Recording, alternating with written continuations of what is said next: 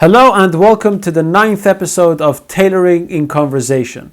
In this series, I'll be talking to tailors from all around the globe to gain a better insight into their worlds. My guest for today is Aamir Ansari. Aamir is a bespoke tailor from Indore, India, and the owner of Knighthood Bespoke. We're going to be talking about the tailoring industry in India, his journey, apprenticeships, and the future of the tailoring industry.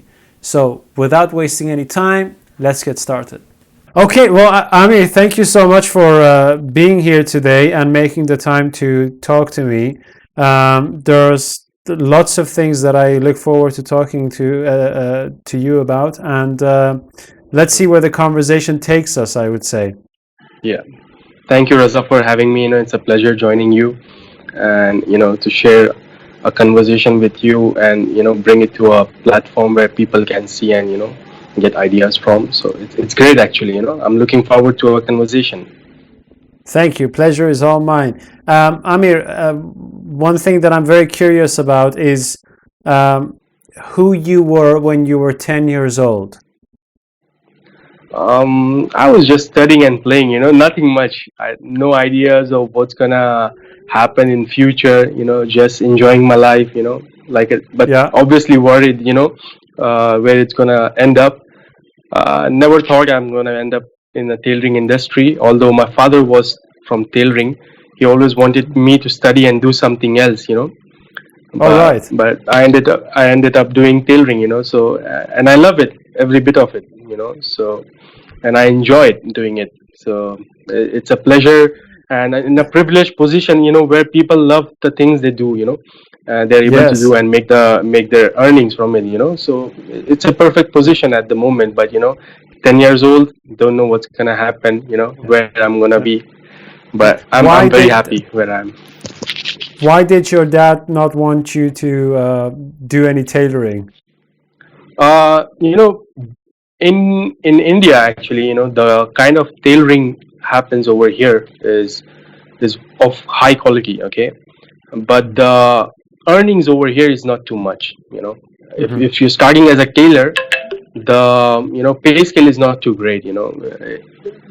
It's still been seen as a laboring work over here, and unlike the Sato real world, where people pay for the quality work. You understand it takes a week or 10 days to make a suit. So to putting that kind of effort and still not make a good living, so that's why he don't want me to start tailoring. So he wanted me to do something else with my studies and go somewhere else. But he had too much quality in him, and I Hmm. couldn't let it die with him. Yeah. And you understand that senior tailors, they don't like to share their stuff with everyone, and he was kind of like that as well. So I wanted to grab that thing. I used to see a lot of you know tailoring, big tailoring house used to come to him and learn from him, and pamper him, and that your colleague is superb and amazing and everything, but still he's not making a good living out of it. But I used to see that. But then I saw there is a potential in all around the world, not just India. So Hmm. since the Instagram and Facebook and online everything has changed, you can reach the world.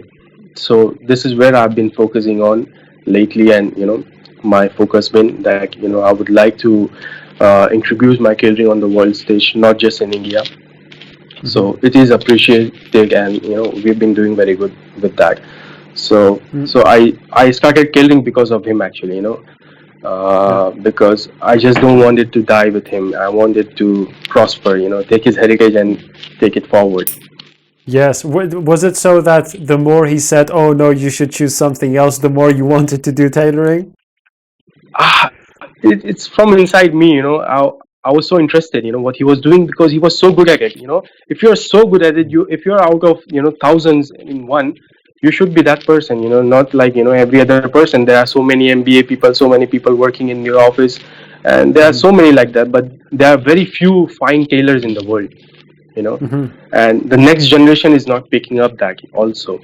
So I saw that opportunity. Not many people are learning this. Not So there will be a shortage of supply versus the demand. So, Yes. and I see that as a future. you know where the sartorial world will improve a lot, you know. And it goes without saying that it will happen in every other skill job. So people are not picking up skills, you know, they are only going for academics, you know, qualifications and stuff like that. But sooner or later, the skills in this, you know, fast forward world will be much sought after, you know. So you either prepare yourself for that, or, you know, it's gonna be like that. Yes. Well, you touch on a very interesting thing, and that is recognizing quality from an Yeah, early age. You said your dad was very good. Now, yeah.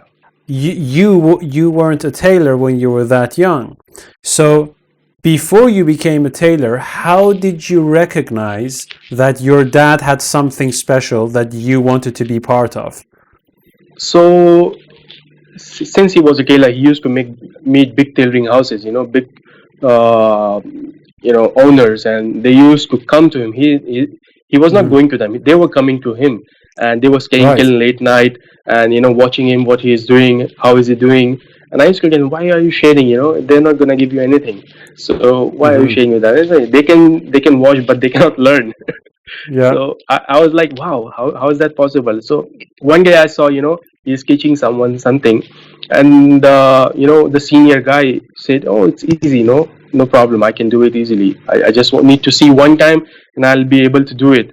But, you know, he didn't understand that it takes years of practice and practice to do that. Mhm. Even though you can see it, but you have to practice a lot to get to a Yes. perfection point, you know. So so the so the guy tried doing that, you know, and he failed doing it, you know. Mhm. So then I understood, you know, even the big tailoring house not able to replicate what my father is doing. So Hmm. at that point I know he was special, you know. Right. And I realized that one, so I wanted to take something from him. Yes. Yeah. Where did he learn? From experience, actually, you know, he kept developing, you know, his own technique. He kept trying and trying, and experience of like 30, 40 years, you know. And you understand that tailoring back in the days, you know, were always about hand tailoring, and everything was done by hand and the hard way. And then the culture changed. Then came the fusing suit, you know, because of the bubbling effect and everything. People wanted a Yeah. clean look and everything. So then the technology changed, tailoring changed, and then the next generation wasn't learning that. Okay, so everybody was learning about using suits and all bespoke. Nobody was learning about that. But since he Mm. started from early age, he knew about that technology, and now those things are coming back. You know, Hmm. the bespoke technology, and then, you know, it's getting finer and finer every day. So that is how he learned, and then he kept improving every day, and then he tried working with many people, you know. If you Hmm. work with a group of people, you learn from each other. So Yes. he went to different countries as well. So he went there, he learned something like a Milanese buttonhole, or how to Hmm. do shoulder padding or something. You know, every Hmm. technology he was learning, how, you know, the suit will not have that bubble effect or something, you know, more clean. So he kept on learning. Then he got perfect, and that is by Hmm. experience with time. It takes a lot of time and patience. Yes. You need patience, you know, especially patience, I think, Yeah. because if you will hurry making a suit, you will end up making mistake. If you want to make earning, you know, he was not a person who wanted to make an earning. He was a person who wanted recognition and respect. So he was Hmm. always after that recognition and respect. Hmm. So with that, he always want to improve his quality. So with that in mind, so you give 100% to every suit, you know, Yes. because you want to showcase your work, not for money. But if you want to go for money, then people will try to make as many suits as possible in a short period of time. But he was not like that. He was like, you know, I want to make work on this suit, make the best I can. And so no, so people Hmm. see it and they will be wow about it, you know. So that's how Yes. it is.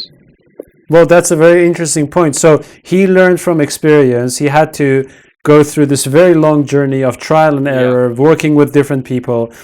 When it came down to showing you his skills and teaching you, how did he teach you? Because obviously he has done the entire journey, so he can Yeah. compress things for you. How was Right. your journey into tailoring and your So apprenticeship? he made it very easy for me. He made it very short and compact so that I understand the basic of it. First, he teach me the basic, how to sew, and Mm-hmm. he let me sew. One time he gave me a stick, and he told me, just take your stick till here and put it back over here. Do it 2,000 times, so your balance will be right. So I keep on doing this, doing this and doing that.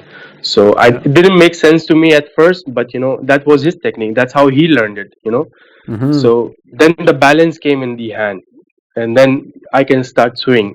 So make small stitches, and then make Yes. mark stitches, and then make different stitches. Then start doing that, and then you will get there eventually. Then the technical part comes, how to do Mm-hmm. that and how to do this. But the basic needs to be correct first. If your basics are, your foundation are strong, it will be easier for you to start. And then obviously, you have to be patient. That's Yes, that's the yes. most important thing. Well, how do you think that during your training he tried to also instill some of his own mentality within you? So, when you said he was more after recognition and respect than just learning something and make money with it, was he Yeah. kind of like telling you things like that as well? Like, hey, man, this is more about, being the best you could be instead of just learning this quickly and just. I think that was in his nature. It Mhm, was his nature that he was never after money. He mhm. was always after recognition and respect, and if someone said some two good words about him, and that was enough for him. Yes. Even if you underpay him, that was enough for him. He will still make a living out of it. But then I try to change that stuff. you know he did his life, and now I want to take his journey and make Mhm. it more progressive, where you understand the sartorial world, but also utilize in a different way, the way everybody takes a benefit out of it, makes a better Yeah. living out of it. So there is a time now where sartorial world is more sought after. People learning tailoring will get quicker job than a person who's doing a graduation in MBA or BCA, whatever it is. So Yeah. that's how it is right now. So if the sooner the people understand, the better it is, for Mhm. everyone. So I think the skill job is the future for Yes. for for How do you because h- how do you experience that in India now? Because it's a very interesting point that you say people are who are working with their hands have a higher chance of finding a job than people who just finish and graduate from their MBAs. Do you see more tailors or artisans around you in general? I see only old tailors around me. I Right. see, the average tailoring age, which I would say over here would be around 50 or 55, 45, which is Hmm. quite high, you know, Yes. and they are not teaching their kids. So, so I understand that point. They want to make a business living or do something else because that's how they've been taught in their brain that going to a trailing is labor job is a very difficult job. It's not easy Hmm. doing tailoring. So and getting making a living out of it individually, it's going to be hard. Unless you are qualified, or and then you can use good of both. Business and tailoring. So not everyone can do that. So that's why they are not encouraging their young generation to learn skill jobs. So they would rather do academics and find different jobs and stuff like that. But the future is gonna be, if you have skills and then academics, you're gonna be ahead of the crowd. That's how it's gonna be. So I see a lot of old tailors, and then I see happiness when I see old tailors, because I can grab so much from them. The experience and everything, they know each and everything about tailoring. So it's good. Hmm. And but I try to take you know in my stride some young tailors. Like uh, I start from my family actually. I try to encourage my family members, come and help me out. I need people actually because I can't, go forward without having good people, around me. Hmm. So, if I try to do only one suit with myself, I'll be able to make only four suits, three suits in a month, maybe max. But Yes. if I have a team of people, then we can do better. It's like that. So I want Yeah. Yeah. people around me. So I think in future, probably when I go on a bigger stage, I would probably start something where we can teach people skill Hmm. jobs, like Like I keep following Morris Sidwell, so Hmm. he has started Tailoring Academy. He started with Yeah. 6 people, and then every year they are graduating, 20, 30 people out of it, and and the market is swallowing them up, So I want to start something like this over here as well. So maybe Hmm. in distant future we'll be able to start something like that, where we encourage young people to learn stuff like that, and then it's for their own good. People in UK, I think they have understood that already, Hmm. so they are forward in their thinking. So I hope over here also people pick up, and then they can start focusing on here. So I'll probably definitely will put my efforts into it. Now, I see you have done it already by opening up your YouTube channel, and sharing with the world how to tailor a suit. So that's a step in the right direction. So everybody needs to do their job and then their part for the future generation, so that this art does not guys up. Yes. How is tailoring education generally in India? If I would to, move to India now and I wanted to Yeah. learn tailoring, what would be my three main options to learn tailoring? I think there is no base over here actually, unless you are desperate over here, you don't learn tailoring. That's the situation over here at this point. Unless you're But not desperate, you say. yeah, Why unless is you are that? desperate, because it doesn't pays you well over here. The Right. tailoring, yeah, doesn't pays you well. Uh, People still try to get a good suit with a better price, and because you know there are big names, or because of their designs, but not of their quality. They charge you so much because of their designs and patterns and stuff like that, but tailoring will be low quality. So if you Mhm. try to do higher quality tailoring, uh, the pay scale gonna be high, but your turnaround is gonna be less. So you will end Mhm. up making same amount of money with a ready-made suit guy, and the bespoke guy will almost make same amount of money. But it is changing a little bit, for senior guys. It is changing for them. They are able to make a good living out of tailoring, and then the pay scale is improving every year over here actually for senior guys, because every year there are less and less tailors. So Mhm. so it is improving, but it will reach to a point where the young tailors will also start picking. I think it will take a little bit of time. You know. Right. How is the market in India?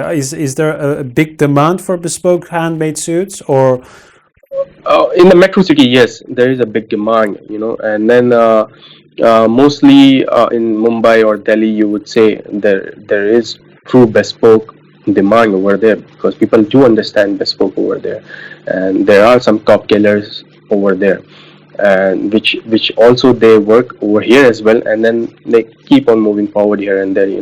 So we do understand that there is a demand of tailoring, but in metro cities. Mhm. But again, that tailor is still trying to teach his kids, you know, uh, different stuff, like my father tried to do it. So unless the kid is yes, smart, he will not learn. yeah, yeah, So he, yeah. he has to understand that in the future the skill job is going to be more important. So this is why I wanted to talk to you and discuss about things, so people do understand this. Maybe if Mhm. someone watching this, and then maybe take an inspiration and then start doing it. Yes. Well, let's talk a little bit about your apprenticeship. How long did that take? And also, what I'm curious to know, because obviously you worked with your father, so I assume that he had his own Yeah. shop and he had people. Right. How was your environment during your apprenticeship, and how much access did you have to other tailors, their knowledge, and to materials, and the whole Yeah. range of Yeah. opportunities? My learning was very easy, because I was always with them, from Hmm. morning till evening. I was around them. I was picking ideas even when I was not starting. I was understanding what they are doing, how they are doing, you know. So I was just visually interacting with them, but never physically. So when I started, one day I started, just I opened the machine. My father didn't told me to do it. I just opened the machine and sewing straight lines, straight lines, straight lines. I said, what are you doing? I said, if you're not going to teach me, I'm going to keep trying myself then. So Hmm. started from there, and then he finally accepted, he needs to learn then. And then started picking up from other tailors, from my father. He gave me one guy that he used to teach me some bits, and then uh, I take stride from him, how to do stuff like that. So it was it was from him mostly, but then when he was not available, I had a free hand, since it's a workshop, learning Hmm. from other tailors as well, and they were very good. The senior people were very good to us and to me, that that a young guy is trying to learn and then take the heritage forward, because they respect my father so much, for his tailoring, and they pick up so many things from him, so they were happy to give it to me. I don't Hmm. know how it works over there, but for me, I was fortunate, to be in this environment, and then learn, had a free hand on everything. Well, How my how experience does here it has work been over there? that, yeah, well, this is the thing.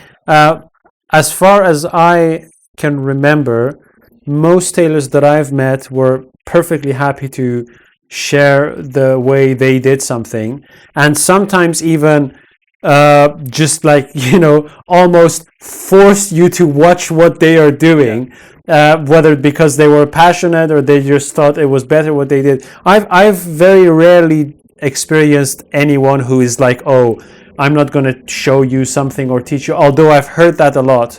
Personally, I haven't experienced that yeah, as much.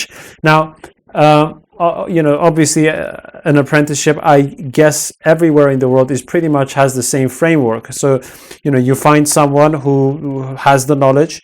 Uh, you enter some sort of a relationship with them or a contract. yeah, They will say, this is what I'm going to teach you. Roughly speaking, this is how long it's going to take you. And then if you behave and you listen and you can follow yeah. instructions, they will True. show you more and they will give you more responsibility.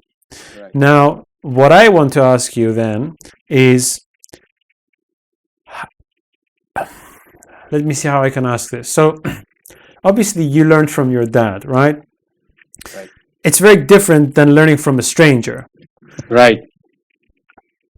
What were the differences, if you can recall, when your dad was teaching you something versus someone who was a stranger, showing you something? Was Yeah. there, So let's say, yeah, I understood what you're saying. So let's say, there are people in my workshop, and then they are working on it, and I want to learn from this guy. So, and I'm not gonna pay him for him teaching me, because he's working in my workshop. I'm just trying to take tips from him. So unless and until I'm making his life easier, mm-hmm, he's gonna happily teach me. So I help him in something, in the process of making. So he's gonna give me small task, do this part, and then I'm gonna teach you that part. So I make his life easier, and then he gives me that knowledge. So it's a give and mm-hmm, take relationship, which I built upon. That helped me, learning from my father. It was nothing like that.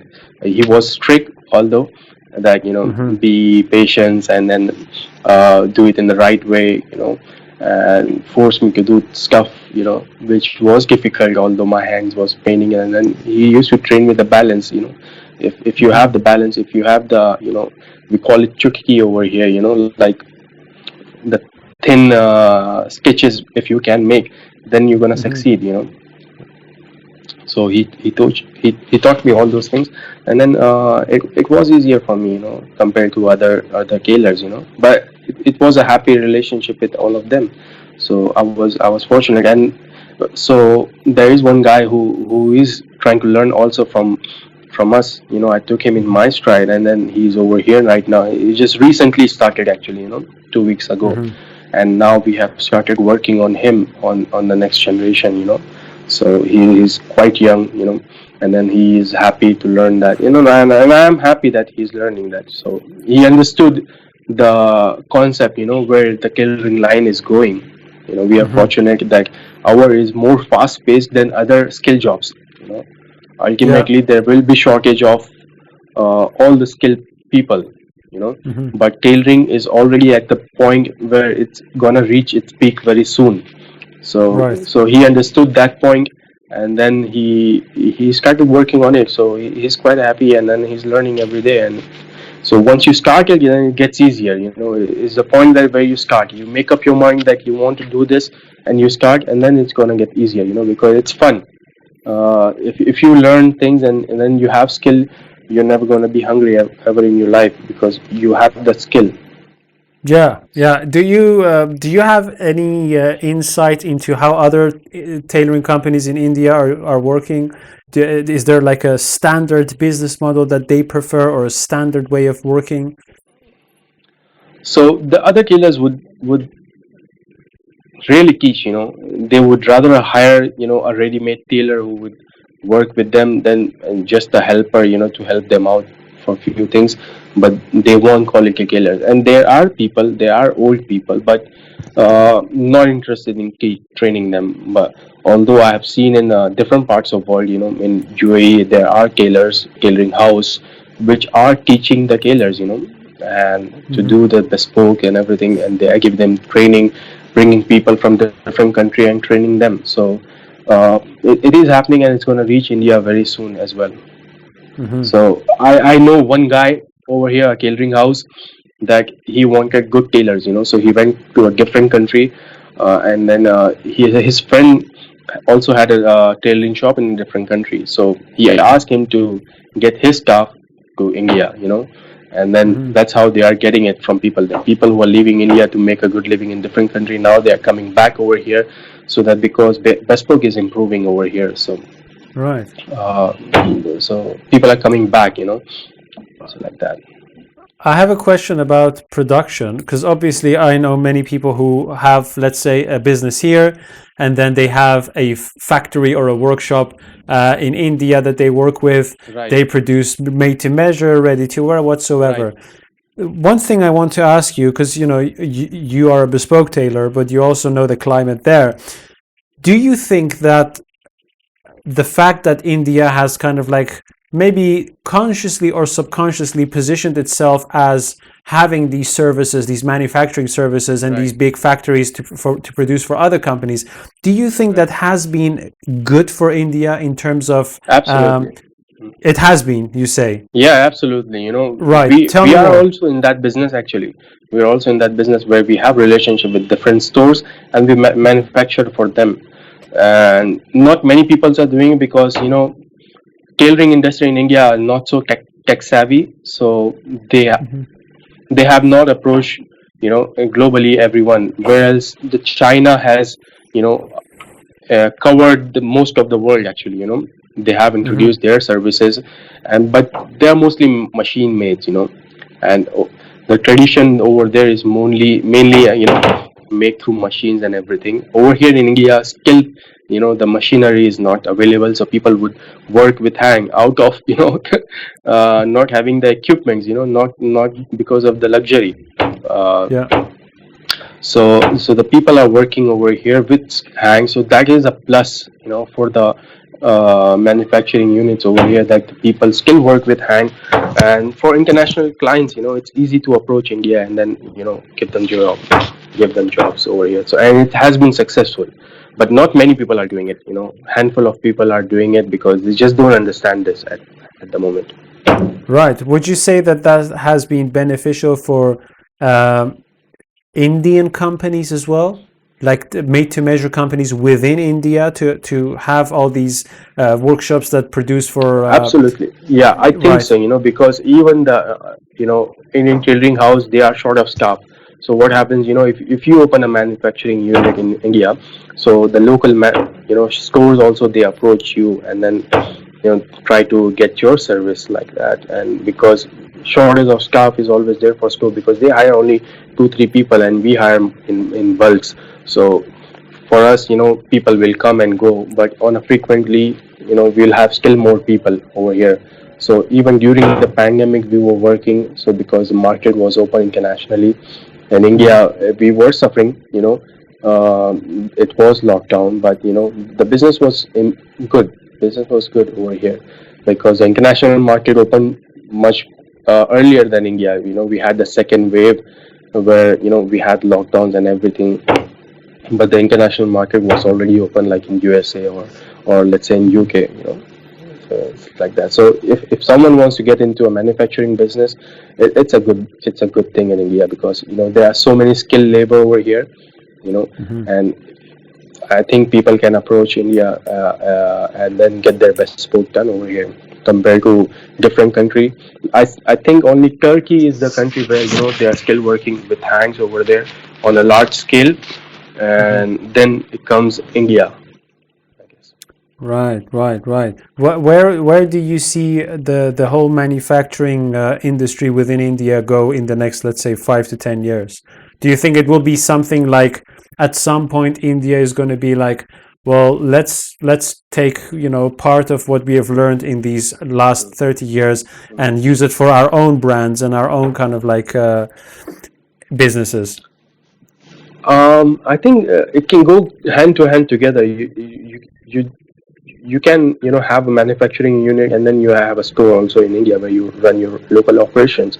So it goes hand to hand, and it gets easier actually once you have a setup manufacturer, and then you already have a business, and then it's easier for you with that revenue open a store and then keep working, because you're already working with quality people. When you go for everybody understand export business. When you export some, even the vegetable, you Yeah. export the high quality vegetable outside the country, you keep the low quality vegetable over here, so the high quality stuffs are going out of India.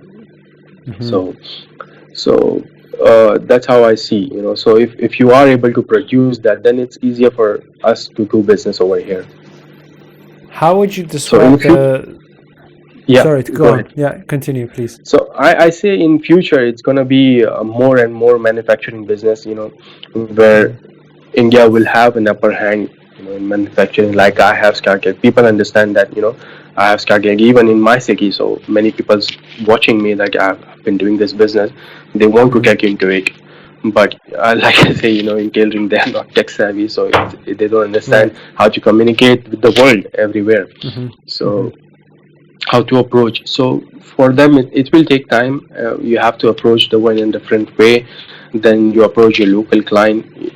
It's a build of trust. You have to create your reputation, and then trust. Then only people will trust you. So like for me, I've been doing bespoke for a long time, and then we always showcase, and on my Instagram page, if you go, you can see that we put so much effort in bespoke tailoring. My father itself also. So you can see, you can recognize there is a authentic bespoke is going on over this company. So it makes my life easier to build trust when I'm speaking with a new guy. So since if you don't have that base, you'll not be able to communicate and just get the job. Yes, yes. Well, what I'm curious to know is that because you say you have a made-to-measure venture as well, correct? No, I don't have make Oh, to you measure. don't. We simply do bespoke only. Okay, okay, fine. But knowing about made to measure and the services, and the workshops that are there, what would you say are the main differences for you personally between bespoke and made to measure in terms of not only product but also experience, service, and perhaps also education? So bespoke is like matching your style. Made to measure is for everyone. You make a suit, and it's gonna be for everyone. It's not gonna be just for you. So bespoke is just for you. It's about your style, creating your look. So we look into that point, where we recommend what color is good for you, or what shade is.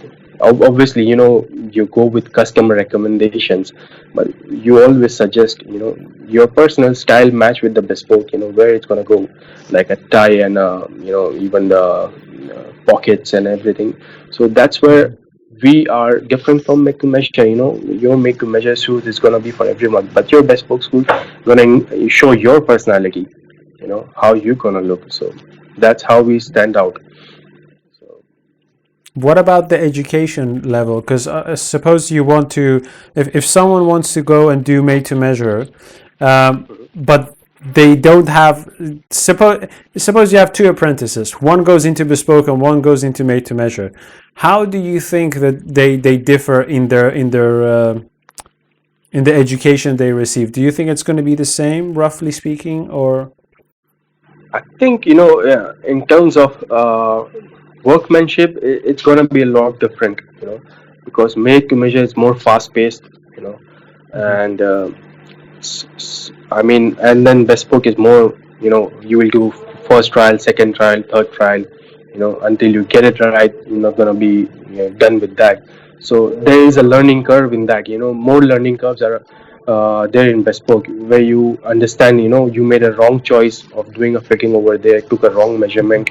So you go into the deepness of bespoke, where made to measure, you give one trial and then that's it, done, so you don't learn too much. Even the customer is feeling, my shoulder is not right, or my sleeves are not right, you will just make him say, this is the service you get on this platform. And then if you want to be altering, different stuff, then you go for bespoke. So the learning curve is too much over there in bespoke, and in made to measure, probably he'll not learn too much, Right, so right. so the deepness of, learning is going to be there in bespoke. So if you are able to do bespoke, you can do made to measure easily. But if you are only doing made to measure, you cannot do bespoke. So that's the benefit, Yes, yes, that's correct. Okay, let's talk a little bit about your personal work, your style, and the things you guys do. How would you describe the work that you guys do? How would you describe your style, your approach, your philosophy? My style would be, mostly, similar to what a UK or Italian style, not American, or not Indian. Over here, let's say if in India, if I wear this lapel over here, they would think something is wrong with me. Why is that? Because they are used to wearing slim lapels, over Right. here. It's more pleasing to eye, And if I Yeah. go with this buttonhole, they will say, what is this? They have not Yeah. seen this one. So my style, I would mostly based on Italian tailoring or UK tailoring, something like that. So, and then it gets easier. So if you are able to incorporate those stuff, you'll be able to do most of the stuff actually over here. So our style is mostly based on UK and Italian. I'm more inclined to their fashion sense, and then we replicate that into our business model, and people love it actually. We've been getting great results out of it. So, and my personal case would be, wide lapels, high George line, let's say, or something like that. I would say single breast, single button. I would say those are my style. I'd say, and then in India, people would rather go for slim lapels, notch lapels, not for peak lapels. So I'm more into peak lapels, wide lapels, Milanese buttonholes, functional cuff. So one time I made a suit actually for my friend, you know, and I gave him functional cuffs. So, and he was like, "What is this? Why did you do that?" I don't like it. I said, this is the difference between a good tailor and a bad tailor. So Yeah. if I'm giving you a functional term, it means, this is a more finer piece, more, better piece than regular. No, I don't like it. Just please close it for me. So the education is not there. And then, the style and taste is not there. It's just the design, you give some embroidery over here and there, and then, Yeah. create a different pattern, and they're gonna love it. They think you are the best in the world, But if you work on the sartorial style, and they're gonna say, "Oh, what is this, man?"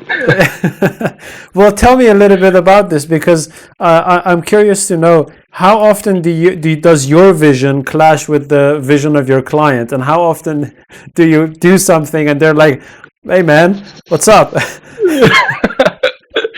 It happened very often, actually, where I gave, I recommended something, the recent trend, let's say it was turn up bottom, and then, side adjuster trousers and Gurkha trouser. So those were the recent trend right now, and I loved it, absolutely loved it. So I made few for myself, and then I tried to recommend to my friend, and I told him, I'll make one for you. Don't worry about it. It's a gift from me. I just want you to wear this. So I gave it to him. He wore it once. I said, man, I don't feel comfortable about this. My tummy is getting folded, and this I'm not able to adjust.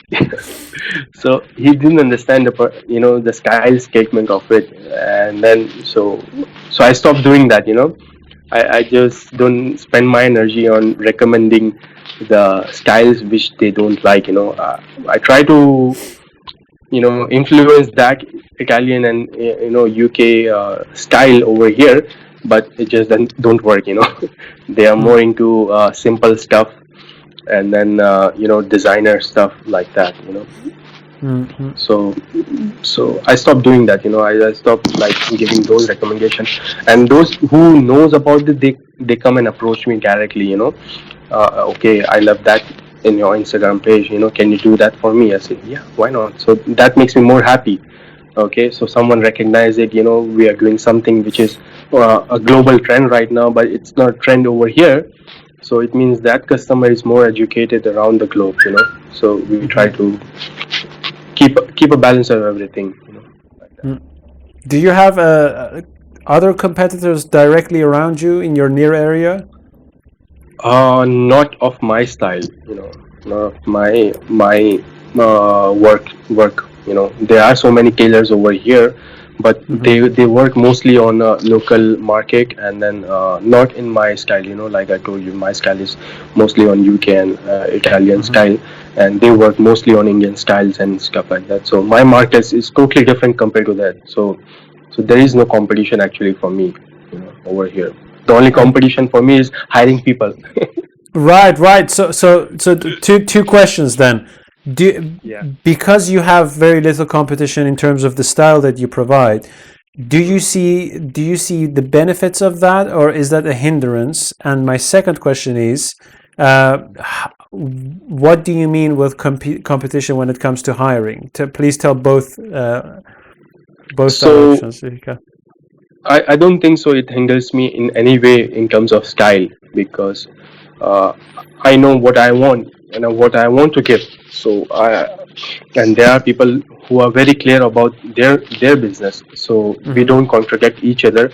Although I can produce for him, but eventually, my style is not that, so I'm not into more of those kind of practices. So there are people who are into fine tailoring, and then they approach us, like in stores.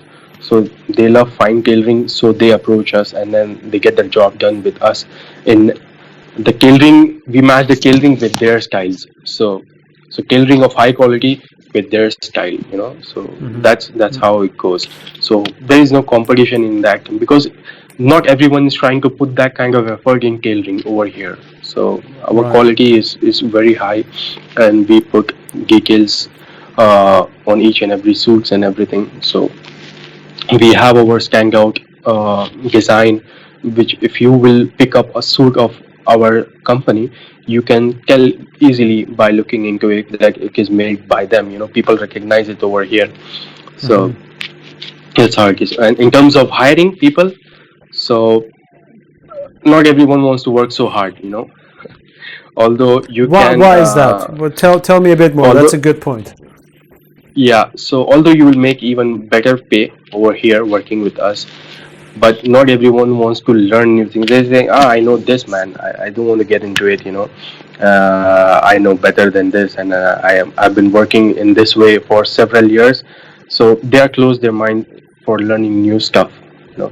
Or they just because end of the day they want their job easier, even though if they'll make less pay, but they want, they're not open to new stuff.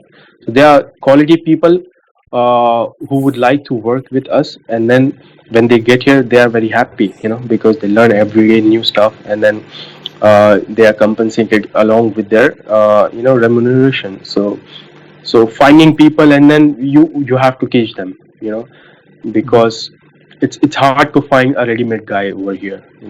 You have to teach him, you have to guide him, you have to invest on him, and then once they learn, there is a possibility that they might leave and they might stay, you know, more or less it can happen. But we don't worry too much about it. We try to teach as many as possible, so that maybe he will teach someone else and then it will come back to us, so that's Mhm. how I think about it. So if you teach maybe 100 people, 10 people will stay, and then those 100 will teach someone else, and then maybe they will come back, bounce to me back. So Mhm. that is the challenge I face in terms of hiring, because quality guys are less over here. And then Mhm. if you find someone, there's always some things you want to teach, and then someone is not ready to accept that. So that is the only difficulty I find. Have you ever noticed that in your own work or working with your dad? Is like at some point you obviously look in the beginning there's so much to learn. You're open to everything, right? But then at Right. some point you learn a few things, and then all you're Yeah. going to do is you're going to focus on repeating until What I you have. master it. Have you Right. noticed that at some point your mind started to close off for other things, or people around you were starting to be narrower and narrower in their thinking? I think not. For me personally, not. But I have seen that effect on people. Although that they understood that by doing these things, maybe it will make their life easier or not. But since they have closed their mind and then they want the comfort zone which they work on, so they're not open to challenge new things. Create new ideas. They just want to go on straight line and then go ahead like that.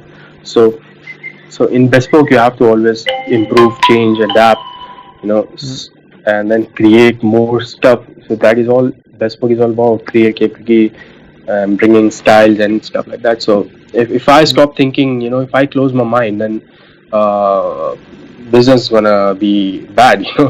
So I Yes. have to be always open. I have to be open to new ideas, new learnings, and then same goes for few people. Most of the people will accept over here that the senior guys, they do accept new learnings, new ways, so they understand our style, and then they try to work on that. But it takes time, but then eventually it gets done. Hmm. How do you think that? Well, you could talk about your own experience. How do you How do you make sure that you keep your mind open and you think about new styles and new techniques without, you know? Well, here's the thing: if you are learning something new, it means that you have to put on halt the things that you already know to learn this new thing. How do you keep your mind open and experiment with new ideas without letting the rest suffer? That's basically what I'm trying to say. So that happens, especially with the customer. So what happens, Mm, customers are very educated also sometimes. So they yeah. come up with a different style, and they tell us, Hmm. can you create something for me, something like this, or something like that. And then it goes in my mind, yeah, okay, what he was talking about, and let's try to do that, and then work on it. But then you step outside from your comfort zone, your basic routine that I've been working so successfully with this style. Why should I do that?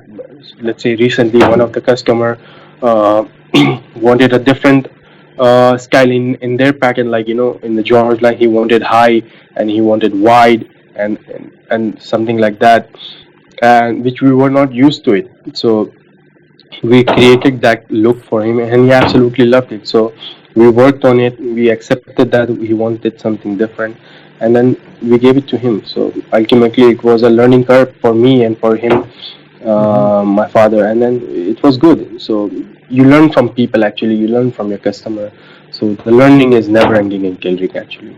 That's very well said, man. One of the things I fundamentally believe in is that the more demanding your client is, the better is going to be for you in the long term, because you are Exactly. constantly pushed and there is a constant demand for improvement and for bettering the service. Okay, let's see.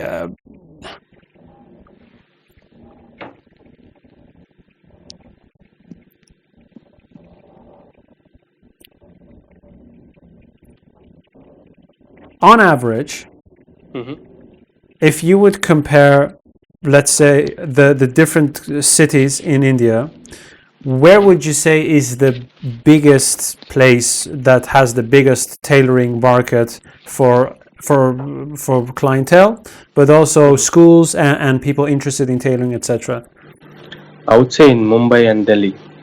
These two metro Mumbai and city are, Delhi. yeah, Mumbai and Delhi. Mumbai you would find few, you know, fast forward tailors, and then bespoke is, amazing over there.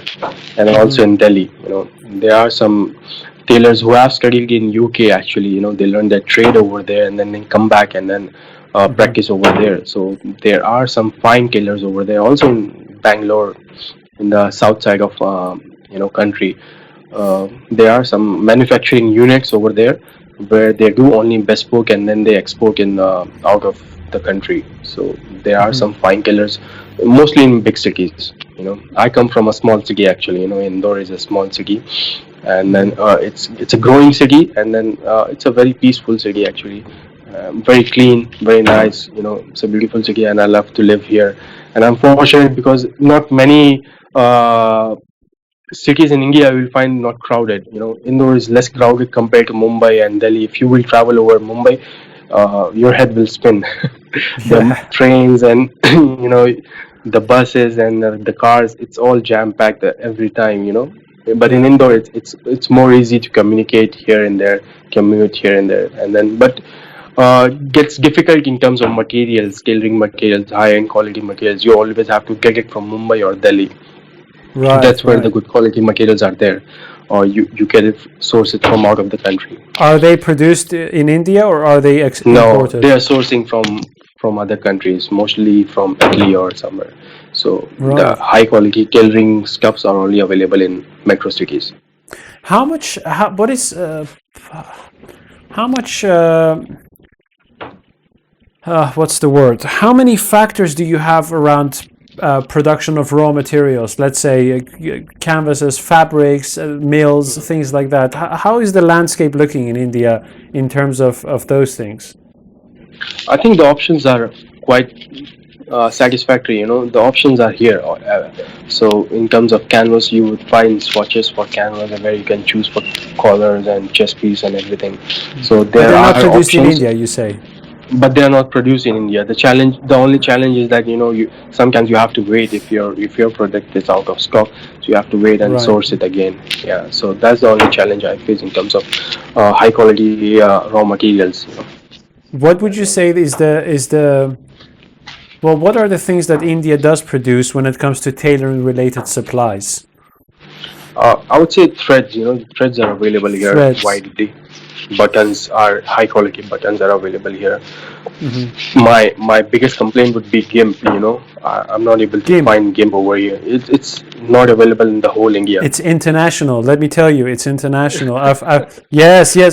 In the UK, I think in Germany, I think in Italy, people are still struggling sometimes with GIMP. Yeah. Yes. I found one place, and it was quite expensive to, order it. Although I tried a small amount, but it was not like, what I expected. It was not thick enough. But ultimately, it we had to work it with what we have. But I still have a problem with the game. I would Hmm. like to have better quality games, but it's not available. It's just not available. I don't know where Yeah. to source it. I found one place, but I'm not satisfied with that game. Yes. Yes. Well, okay. You were also talking about the different cities, and I wanted to ask you: do you see a similar thing in India as to Italy, where you have different cities have different styles of tailoring, or would you So say it's more unified? the metro city, like in Mumbai, there are some high quality tailors. They base their tailoring just like me, how I base, on Italian and UK traditions. So you would go in the bespoke, top bespoke. They are more accepting of international culture, international tradition. Although in India you would see, back in 60s or 70s, the superstars like Amitabh Bachchan over here used to wear these kind of suits. If you watch his old movies, you will be wowed by his quality of suits and the style of the suits. But now it's out of fashion. But in UK and in Italy, it is still there. It's still there. So that's how I see it. In metro cities, they're more accepting of the sartorial world. It's more accepting of Italian style and UK style. Whereas Hmm. in small cities, they just don't understand at this moment. Right, right, right. What would you say you would do if tailoring became irrelevant tomorrow? And you wake up one day and it's like, tailoring does not exist anymore, my friend. What Wow. would you do? Yeah. That would be a terrible dream, actually. This is because that is what I have learned. That is what I have actually. So the other thing which I was fascinated by was when I was child. When I was a kid, was hair cutting. It's Right. funny. Yeah, hair cutting. So I was very interested in cutting hair, by myself, or styling my hair here and there. I mean, when I was a kid, and I used to watch movies and stuff, and I used to see, oh, new style, amazing. I wish I can cut that hair, or I can, Mm-hmm. that was my, crush, I would say. Uh, Mm-hmm. Apart from tailoring, cutting, again a skill job.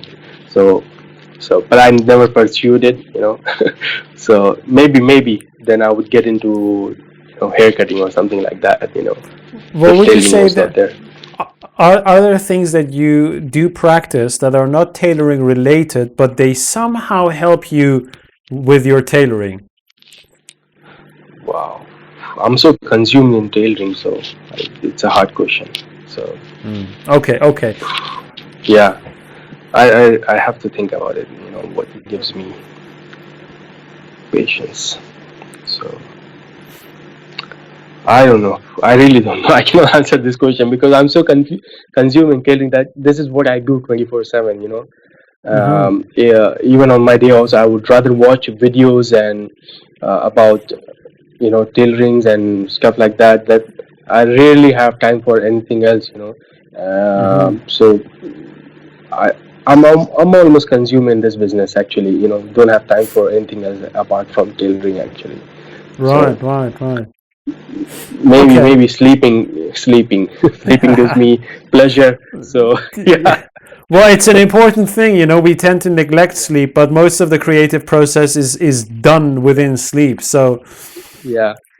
So when you sleep and you get fresh idea, trust me, this is the best advice I can give to any tailor, is that, if you're stuck on something, if you're not able to match the lines, or, the collar and the back, it gets difficult. You understand that, it's hard, on the shoulders. So give yourself a rest, give yourself a break, take a nap, take a coffee, come back to it fresh, and then you 9 out of 10 times you will find solution. Simple as that. If you put too yes. much pressure on yourself, you'll be frustrated, and you'll not be able to get the desired result. But if you come back fresh, relaxed, you will soon, more or less, you will get good result. Yeah, well, you've certainly inspired me to have a cup of coffee after our conversation because, as I said earlier, today has been a difficult day for me. I'm trying to get something done, and it just is not it doesn't want to happen. So I've had a Yeah. big, massive fight with this piece of fabric. So I let's yeah, go on. I really like your lapels. I watch your suits and then your shoulders, Thank and you. I love it. Absolutely love the way you tailor it, and I can see in your background you have one, sitting over Oh, this there. yeah, That is yeah. amazing. It's so inspiring. I love it, actually. So Thank you very keep much, doing what you Amir. are doing. Thank you, thank you. Let's do a speed round. So I have a few words, and then I'll tell them. I'll throw them at you, and then you tell me the first thing that pops up in your mind. Okay. Okay. Okay. So one word, or maybe 2 3 words max, right? Yeah. Uh, so the first one is mastery. Mastery. I would say tailoring. Be a master tailor. Tailoring. Okay. Yeah. Alterations. Hmm. Jeans. I hate it. Hate it. Hate it. Yes. Yeah. Hate it. Okay. Why do you hate them? It gets difficult. It's difficult. Making Yeah. one garment is already difficult, and alteration. Yeah. You open it up, then you close it again. That is a difficult part. Yes. Okay. Well. Okay. Well, we kind of like shared a similar thing there with many tailors as well. Yeah. Patience, Virtue. virtue. Yeah. Okay. The future of tailoring. Bright, amazing. Okay, I'm positive. bright. What's your favorite cloth?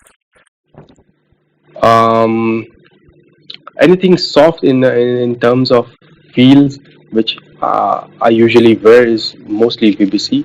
So Mhm. they have some soft, natural merino wool stuff, and I love it. Even the suit I'm wearing from is from BBC, so I love it absolutely. Beautiful. So Okay. The most annoying thing about tailoring. shoulders, Shoulders. Right. Well, because yeah, okay, let's go into because the next one I have is shoulder lines. shoulder line, practice.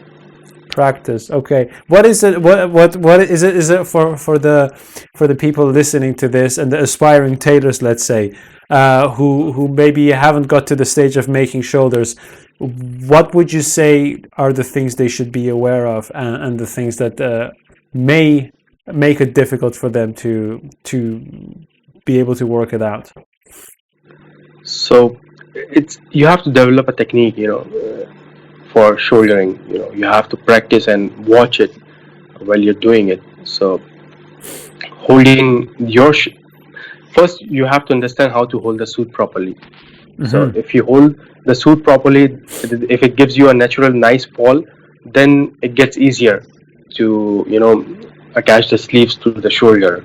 So that part you understand first, that how to hold it, because if you don't know how to hold it properly, you make a mistake then, and then when it goes on the customer Mm-hmm. body, it's not going to fit right. So learn the balancing of holding on your hand, and then try to perfect and create your own technique of doing it.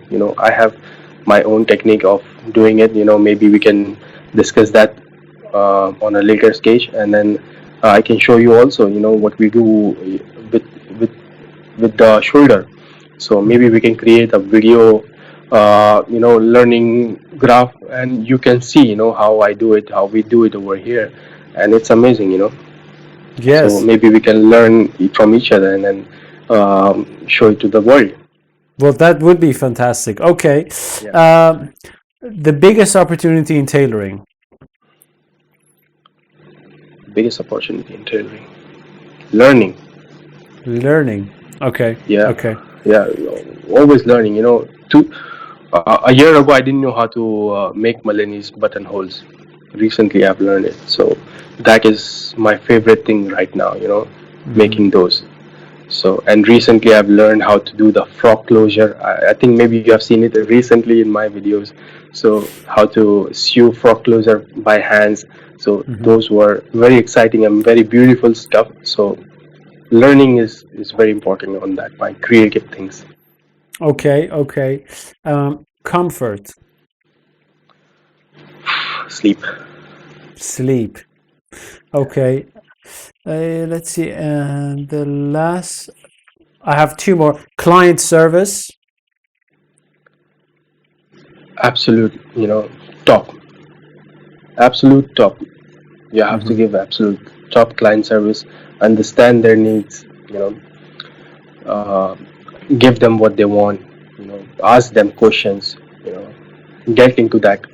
So Mm-hmm. the more you ask questions, the more you will get out from them, and the more it will be easier for you. So don't use the brain, just ask question and get their point of view, and then it gets easier for them and for us to match and come together. So Mm-hmm. Right. Okay. Okay. And last but not least, we have embroidery. embroidery, oh, I love it. Do you? Oh, Okay. so in India, we have a lot of embroidery work going on, and Mm-hmm. then I incorporate that into my work. And people in different part of worlds are not aware of those stuff. And when they see it, they are absolutely wowed about it. That this can happen also in men's suit. They have Mm-hmm. usually seen it in women's suit. Yeah. But I can, if you go through my Instagram, I think maybe you will see one or two embroidery work. Most of them I don't post it because it's for clients, so I don't post it. But if you want, I think I shared with you a few pictures where we have done some embroidery work, and it looks amazing when you wear it with that. Yes, I can So I imagine. absolutely love it. Yeah. Okay, So okay. Well, it's been great, Amir, talking to you, pleasure. and I've learned a lot of things. The things you said makes me think, and I look forward to have another conversation anytime soon, man. So thank you for making the Absolutely, time. absolutely. Thank you, Raza. It was pleasure talking to you, and it was, you made me feel comfort on spot by talking. I was a bit nervous actually, first time talking to you, and then how will it go? But it was great talking to you. We touch on the different parts of subjects in tailoring in India, and I hope aspiring tailors in India will be able to watch it and then take good things from it. Leave the bad things over here and take the good things Yes. and do your own stuff. Well, is there a message you have for the young Indian tailors who are watching this? uh, Future of tailoring is bright, and then the sooner you will get into it, the better it is, because it takes time for us to learn. So it, this is gonna blow in India more than your graduation degree. You will get faster jobs in tailoring rather than getting an MBA degree. The pay scale is gonna be much better. So I'm positive. I think it has already changed in UK, right? If I'm not wrong. Yes, I mean I am seeing a lot more tailors since what 4 or 5 years ago, and also I'm seeing more individual artisans kind of like doing their own thing and setting up their own True, companies. So true. Right. yeah, okay. So how do you think the future of tailoring in UK is? My question. Oh, what a difficult question, I would say.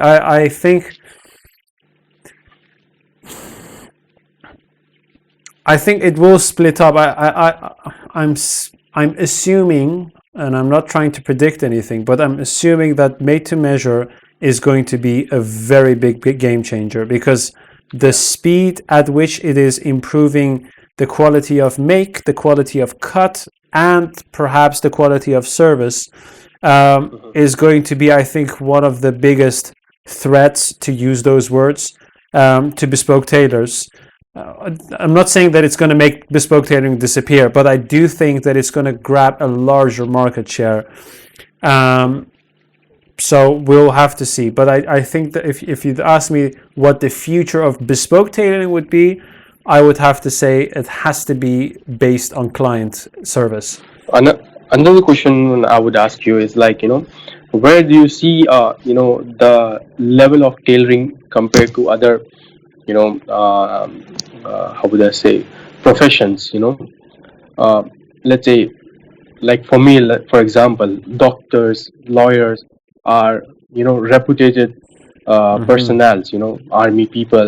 So where would a tailor would stand in UK, in terms? In UK specifically, Yeah, yeah, yeah. How oh, would his reputation be? Celebrity style. well, most of the time, if someone asks me what do you do and I say I'm a tailor, the overall response that I get is positive. Okay.